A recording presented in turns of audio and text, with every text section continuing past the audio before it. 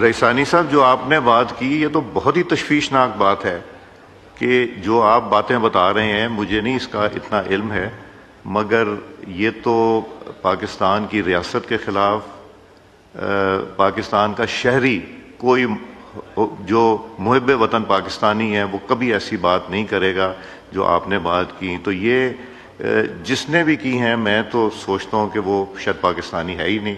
اور یہ مجھے علیحدگی میں بتا دیجیے گا جس نے یہ باتیں کی ہیں. افسوسناک، شرمناک یہ وہ باتیں ہیں جس میں کہ پاکستان میں بلوچ اور پشتون میں دھڑاڑ ڈالنے والی باتیں ہیں. پھر اگر افغانستان کے ساتھ کھڑا ہونا ہے تو جا کے افغانستان کے ساتھ وہ جو بھی موصوف ہیں کھڑے ہوں. پھر پاکستان کی شہریت ہے یا ان کی افغانی، یہ بھی مجھے ذرا بتائیے گا. مگر افسوس ہے، بلکہ غصہ بھی ہے اس طرح کے سٹیٹمنٹ میں. اس نے جو بھی ہے اس نے آزمانا ہے، ضرور آزمائے، مگر میرا خیال ہے پاکستان کا یہ کم از کم پارلیمنٹ اس کو اجازت نہیں دے گا، اور نہ ہی ریاست پاکستان دے گی، اور نہ ہی کوئی محب وطن پاکستانی اس چیز کی اجازت دے گا.